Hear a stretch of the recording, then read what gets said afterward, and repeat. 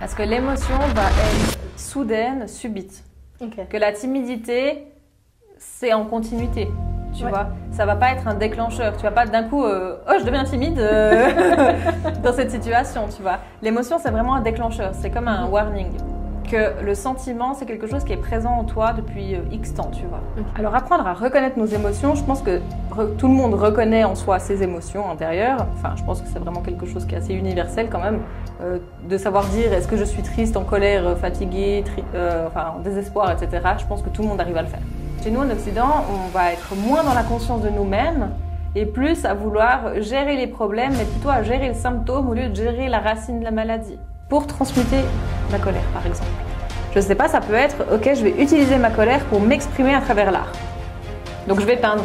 Et puis en fait, le tableau, après, ça devient de l'or, parce que c'est quand même magnifique. Et en fait, c'est ça. Hello et bienvenue tout le monde dans ce nouvel épisode, l'épisode numéro 8 du podcast Awaken Talks. Aujourd'hui, on va parler émotion, on va parler ressenti, parce que c'est un sujet qui est quand même très en vogue en ce moment, hein, les hypersensibles, les émotions et tout ça.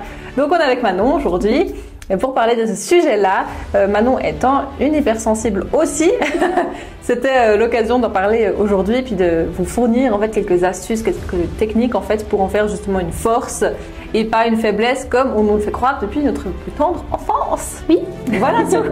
Donc Manon a quelques questions à me poser et puis après ce sera un peu un papotage entre copines pour cet épisode-là. Voilà tout. Manon, je te laisse ouvrir le bal. Alors la première question, Mélissa, peux-tu nous expliquer ce que sont véritablement les émotions et pourquoi elles jouent un rôle aussi crucial dans notre vie? Alors les émotions sont en fait des réactions psychologiques et physiologiques à certains stimuli extérieurs en fonction de notre perception, en fonction de notre vécu. Donc c'est-à-dire qu'une personne va pouvoir être déclenchée émotionnellement par un événement, tandis qu'une autre personne qui vit le même événement, pas forcément, parce que ça dépend vraiment du filtre mental, ça dépend des expériences passées, de ce qui est dans le subconscient, etc. Et en fait, pourquoi c'est important les émotions dans notre vie de tous les jours? Parce qu'en fait, ça agit comme des alertes, en fait. Ça peut nous donner des super indications sur l'événement qu'on est en train de vivre, si c'est plutôt agréable pour nous ou désagréable. Et dans les émotions, on retrouve la joie, la tristesse, la colère, le désespoir, etc. Et tout ça, en fait, ça nous donne des super indicateurs sur notre état intérieur et sur aussi nos blessures, tu vois, parce que finalement, les émotions, ce sont vraiment plutôt des symptômes plutôt que la cause profonde des choses. Ouais. Et donc, c'est vraiment un petit warning qui s'allume pour nous mettre en alerte vis-à-vis de quelque chose. Et du coup, quelles sont les erreurs que font les gens régulièrement, on va dire, dans la gestion de leurs émotions? Alors les émotions sont très souvent, très peu exprimées parce que dans l'enfance, nos parents n'arrivaient pas à gérer leurs propres émotions, donc forcément que nous, on n'a pas été invités à gérer nos émotions. Et surtout que jusqu'à il n'y a pas si longtemps que ça, on était censé être bien présenté en société, en public. Donc en fait, il fallait toujours montrer de belles émotions, être la gentille petite fille, ne pas montrer quand on était en colère parce que c'était pas beau. Et puis en fait, tout ça montre qu'on n'a pas le droit de s'exprimer. Et même, on peut le constater, et puis vous qui nous écoutez, vous pourrez aussi le constater, quand il y a un bébé qui pleure quelque part, c'est il faut le calmer, il faut vite qu'il arrête de pleurer.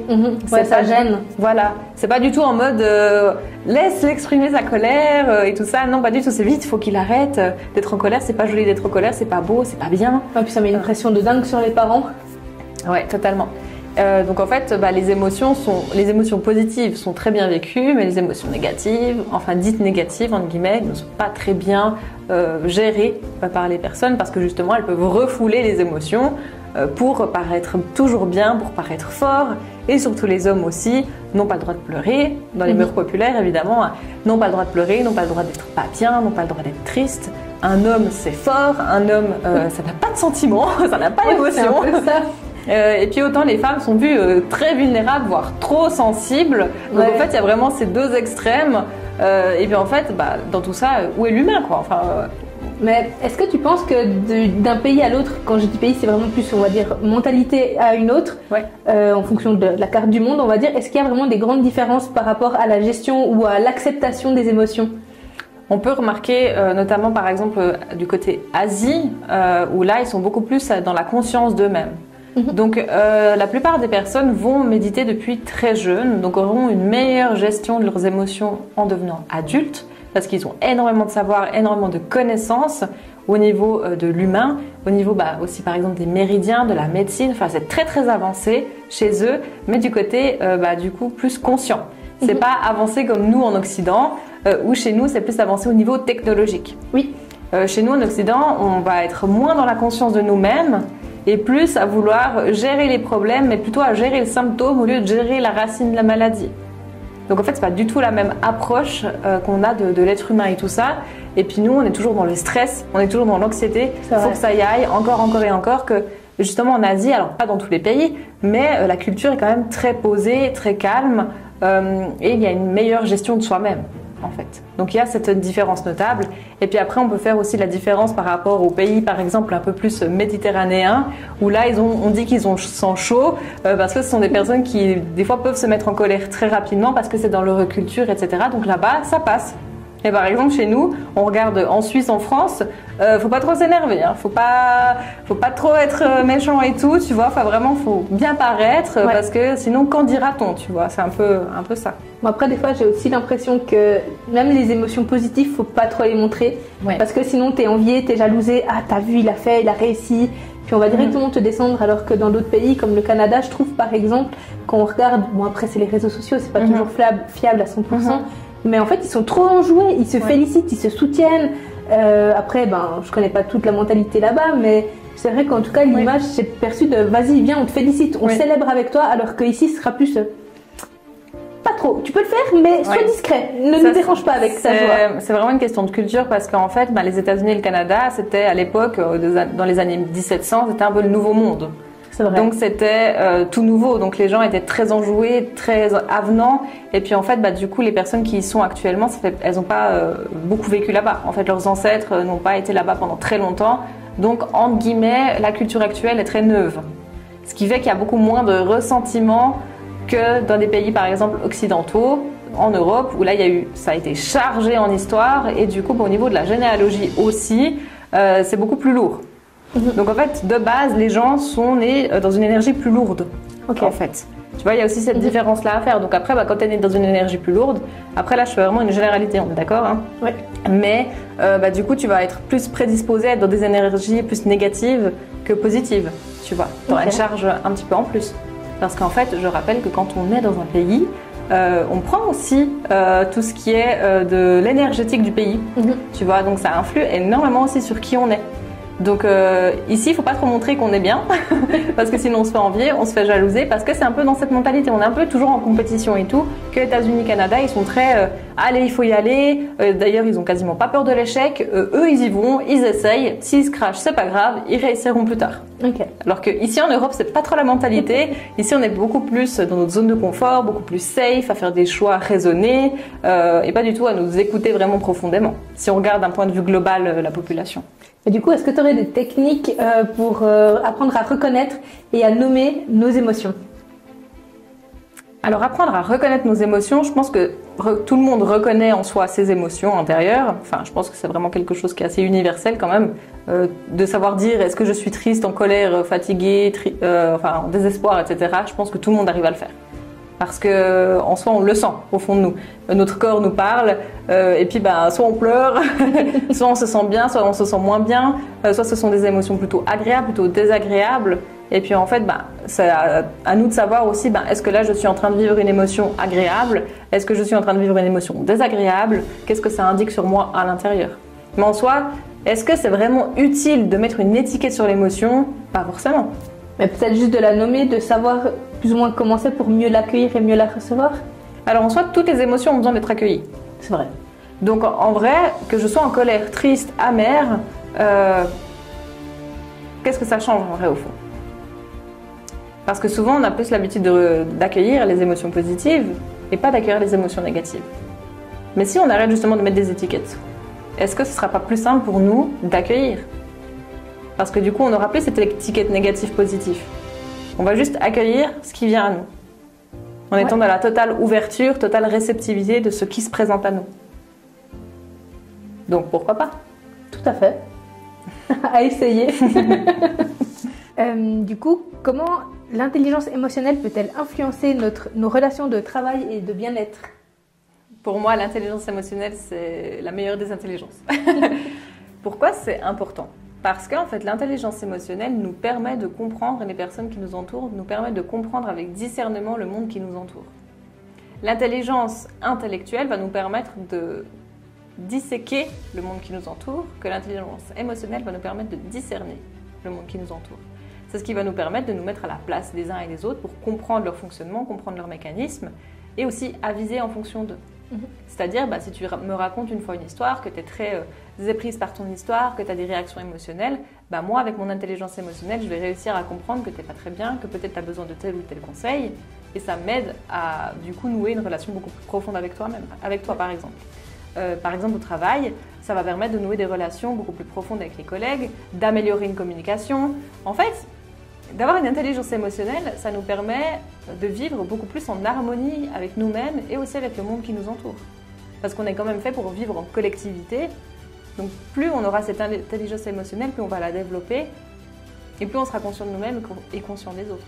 On arrivera mieux à interagir avec le monde qui nous entoure. Exactement, oui. Et on sera plus un extraterrestre. C'est vrai que le ressenti est quand même souvent là, d'être très différent des autres.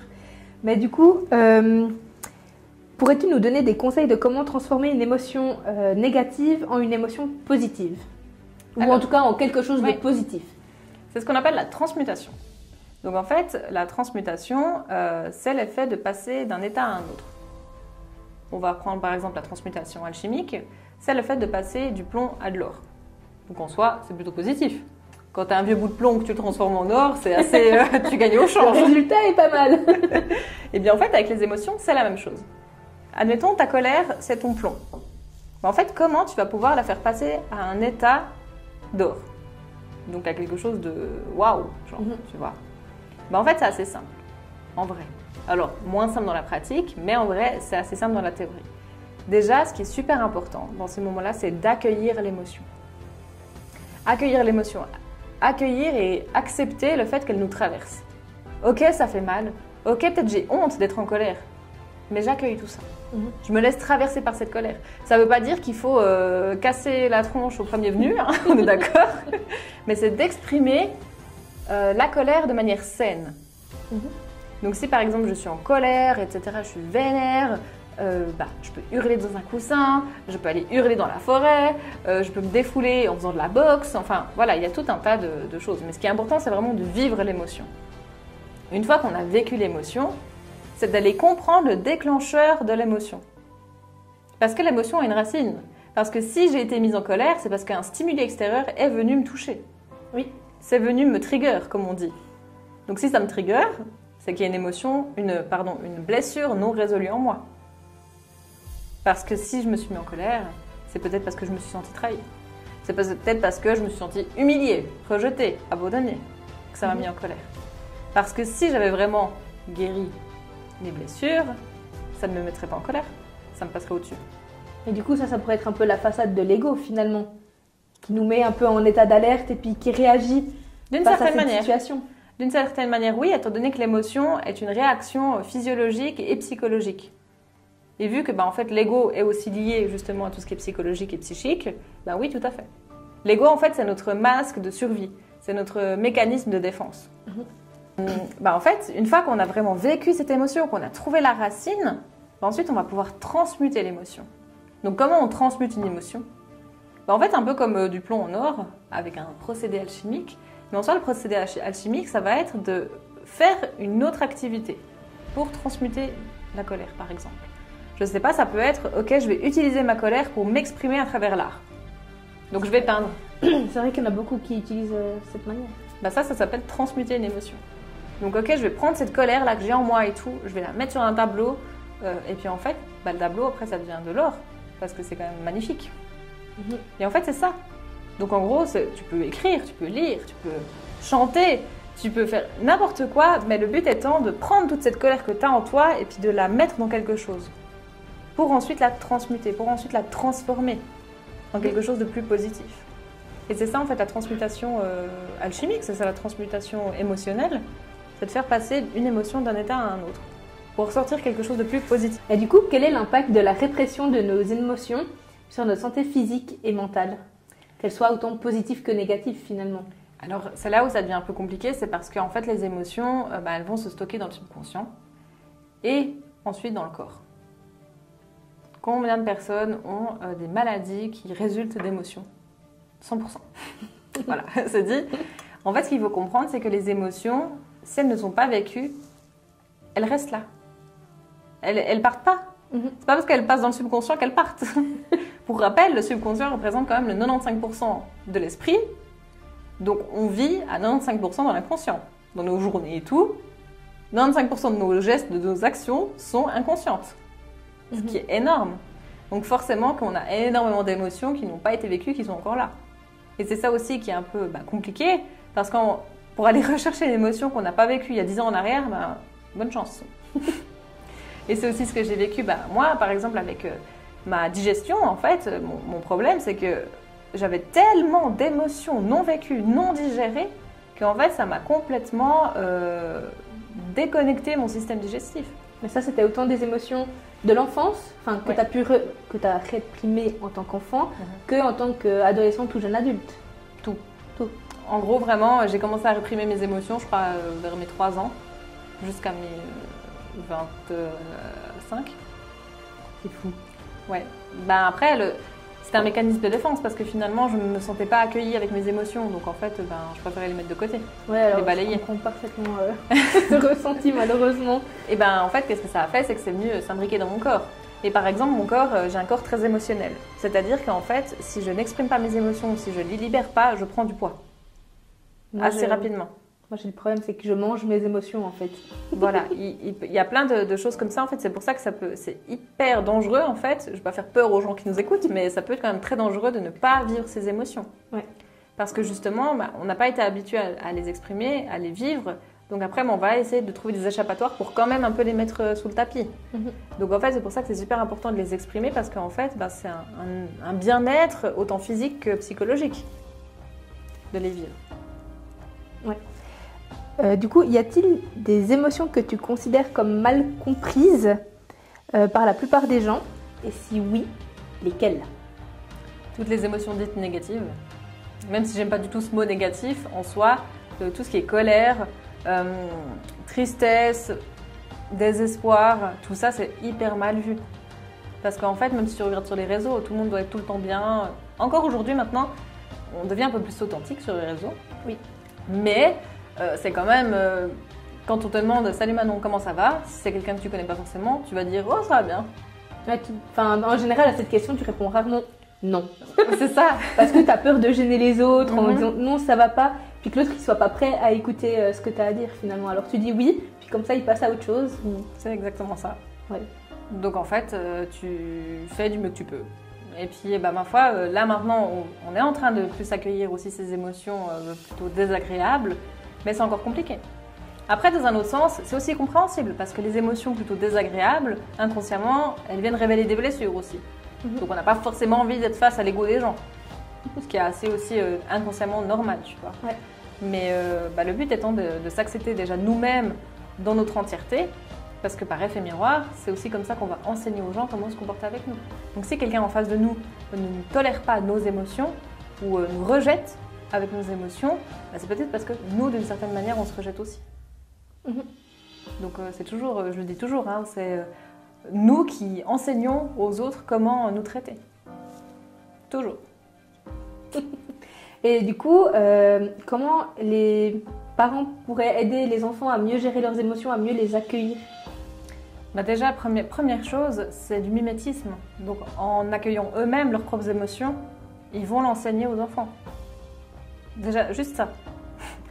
En fait, juste parce qu'ils sauront exprimer dans la bienveillance leurs émotions, les enfants reproduisent ce que les parents font.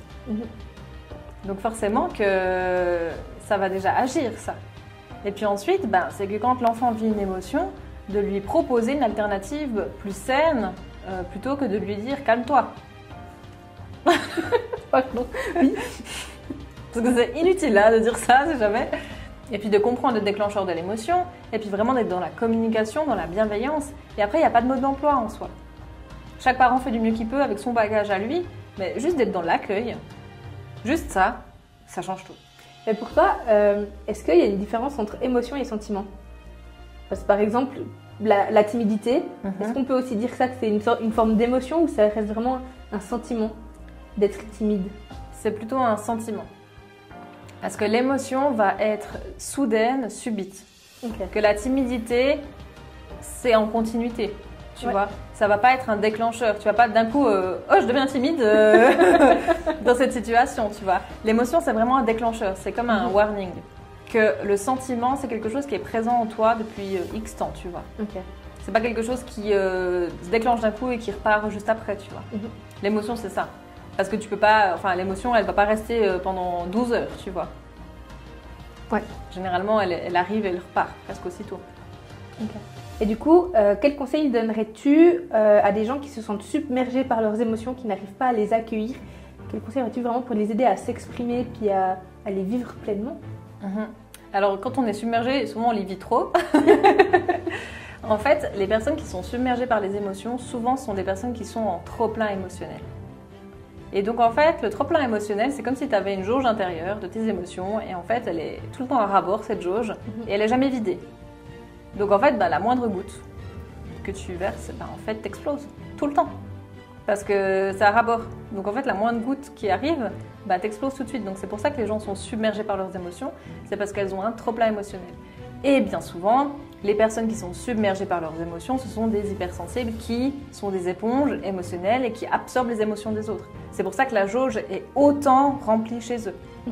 Parce que, en principe, la jauge n'est pas trop remplie, étant donné qu'on arrive à se réguler nous-mêmes. En fait, personnellement, moi, je le ressens plus comme si ma jauge était bien, on va dire, mais qu'en fait, la moindre émotion, c'est une tempête. Ou genre vraiment un cyclone, c'est un truc qui me ravage de l'intérieur. Mais que ce soit quelque chose, comme tu disais, positif ou négatif, que ce soit de la joie, de la tristesse, de la colère, en fait, ça va m'envahir subitement, violemment. Et en fait, quand je regardais mes sœurs, par exemple, elles étaient calmes, qu'importe plus ou moins la situation ou l'émotion qu'elles vivaient. En tout cas, mon impression, c'était qu'elles étaient calmes. Alors que moi, j'étais ravagée de l'intérieur. Même là, non, chut, fais pas trop de bruit. Et toi, t'es là. Je fais quoi? Alors, ça, en fait, c'est quand même une question de jauge émotionnelle. Parce qu'en fait, si tu veux, la jauge émotionnelle, tu auras l'impression de tout vivre, toutes les émotions qui sont dedans, en fait, d'un coup. Donc, en fait, c'est comme si ça faisait un raz-de-marée de cette jauge-là, tu vois. Et toi, tu es déjà aussi hypersensible de base. Donc, ce qu'il ne faut pas oublier, c'est que tout le monde n'est pas hypersensible. Oui. Il y a des personnes qui peuvent être hypersensibles, mais coupées de leurs émotions. Ça, c'est possible. Donc, ces personnes-là ne vont rien ressentir non plus. Et en fait, comment ne pas être submergé? Déjà, il faut vider sa jauge régulièrement. Pour ça, il existe différentes pratiques, d'ailleurs, qu'on voit chez Awaken pour justement vider sa jauge émotionnelle et se sentir mieux. Et puis après, dans ces moments-là, c'est d'accueillir, en vrai. De ne pas avoir honte, d'accueillir pleinement ce qui vient, mais aussi, comme je le disais juste avant, d'identifier la racine de l'émotion. Mais comment trouver le juste milieu entre le fait de trop ressentir et du coup d'en arriver à un point de vouloir se couper d'émotions et de ne plus rien ressentir? Comme toi, sauf erreur, tu as pu l'être, tu t'es complètement coupé de tes émotions. Oui, parce que j'avais été confrontée à des émotions douloureuses. Donc là, oui, j'avais tout coupé. Après, c'est un mécanisme subconscient, donc en fait, tu peux pas gérer. Tu vois, j'ai pas décidé consciemment, je vais me couper, là, j'en veux plus et tout. Tu vois, c'est très inconscient. Donc en soi, je pense pas qu'il existe de recette miracle dans le sens où je l'ai fait, c'était ce qui était nécessaire pour moi à ce moment-là, tu vois. Et aujourd'hui, je me reconnecte à mes émotions. Mais comment ne pas basculer d'une extrémité à l'autre? Enfin, est-ce que déjà il y a possibilité de basculer je pense que c'est difficile d'avoir une solution pour ça parce qu'en fait, c'est en expérimentant les extrêmes qu'on trouve notre propre équilibre. Parce que je suis d'avis que si nous-mêmes, on n'expérimente pas les choses, personne ne va les expérimenter à notre place. Et en fait, on ne saura jamais comment agir. Tout à fait. Donc déjà, de réduire cette jauge émotionnelle parce que tu ressentiras déjà les choses avec beaucoup plus d'équilibre, en fait. Tu seras moins submergé par la vague. Ou alors tu arriveras mieux à la gérer au moment venu. C'est ça. Mais justement, si tu t'intéresses à la racine des émotions, théoriquement, tu es censé être beaucoup plus zen sur tes émotions parce que les problématiques qui font ressortir, déclencher tes émotions ont été réglées. Et ça, c'est possible. Ok. Écoute, en tout cas, merci pour tout ça. Moi, j'ai fait le tour de mes questions. Oui, super. Et puis, pour en revenir à ces émotions, on les aborde aussi chez Awaken parce que les émotions font partie intégrante de notre vie. Et puis, c'est en réussissant à les écouter, à les comprendre, qu'on arrive à avancer sur nous. Complètement. Parce que souvent, les personnes, ça, elles me demandent souvent, mais Mélissa, je ne sais pas par où commencer ma guérison, je ne sais pas par quoi commencer. Voilà, elles sont vraiment dans le flou, mais en fait, les émotions sont des super indicateurs pour justement commencer. Parce qu'en fait, en s'intéressant aux émotions qu'on ressent, on est dans l'auto-observation, et puis on réussit à trouver ensuite les racines, le déclencheur, et ensuite on s'intéresse au déclencheur. Donc voilà ce que je peux dire par rapport à ces émotions. Super, merci beaucoup. Avec plaisir, merci à toi. Et du coup, vous qui nous écoutez, si vous avez des questions, n'hésitez pas à les poser en commentaire. Si cet nouvel épisode vous a plu, n'hésitez pas à lâcher un petit like, à vous abonner à la chaîne, activer la cloche des notifications et puis à nous suivre sur les réseaux, voilà, sur Instagram surtout. On vous dit en tout cas à très bientôt. Merci d'avoir été avec nous et une belle soirée ou une belle journée. Bye bye.